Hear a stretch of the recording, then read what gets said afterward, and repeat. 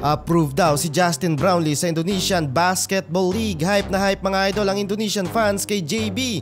Parang nasa Gilas Pilipinas lang, God mode at buhat malala sa game. Debut game mga idol ng ating one and only Justin Brownlee sa Indonesian Basketball League. Kasalukuyang import mga idol ng Pelita Jaya Basketball Club. First 5 mga idol ang resident import ng team. Opening ng frame mga idol Justin Brownlee to take the first basket para sa game.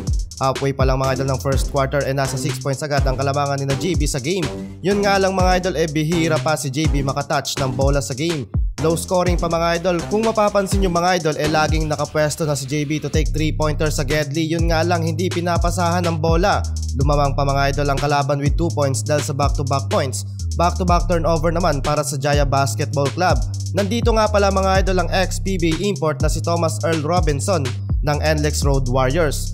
Nangangapa pa mga idol si Justin Brownlee with only 2 points and the first quarter up by 2 points ang kalaban 21-23. Second quarter tayo mga idol, no show para kay Justin Brownlee. Sa pagbubukas ng quarter, local player ng Jaya ang kumakana sa game. Under 6 minutes na mga idol ng quarter nang muling pinasok si JB sa game. Pumutok mga idol si Justin Brownlee sa second quarter with 10 points, 9 rebounds and 1 assist. Lamang mga idol ang team ni JB with 45-36 sa first half.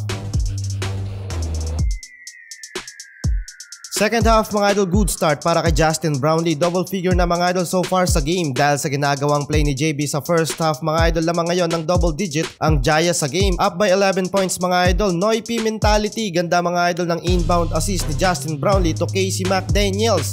End of third quarter 63-55 in favor kana JB. Fourth quarter mga idol, hype na hype ang commentator sa 200 slam dunk ni Justin Brownlee. Lobo na mga idol ang kalamangan ng Jaya Basketball Club. 3 players na mga idol from starting 5 nasa double digit na ang puntos. Dahil sa malaking lamang ng Jaya Basketball Club, hindi na nga mga idol pinasok pa ang mga import ng team. Binigyan ng pagkakataong makapag-step up ang mga local players ng team. Justin Brownlee with 14 points, 11 rebounds, 2 steal, and 3 assists.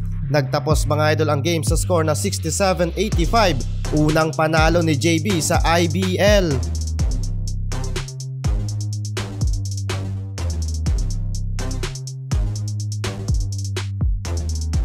Ang video na to ay hatid sa inyo ng 1xBet. Habang nanonood ka ng mga laban ng basketball, mapa NBA, PBA at iba pang liga ng basketball sa buong mundo, ay pwede kang tumaya dito at manalo ng limpak-limpak na papremyo. Kung gusto niyong tumaya at gumawa ng account ay i-click lang ang link na nasa comment section, gamitin ang iyong phone number or email at ilagay mo na din ang ating promo code na JLTV1X para sa mas mataas na tsansang manalo. Maaari ka ding makatanggap ng 6,000 pesos bonus sa una mong deposit via GCash o ibang cash-in method. Hindi lang sa sports pwedeng tumaya, meron ding esports at iba pang game. Paalala lang mga idol, keep it fun and gamble responsibly.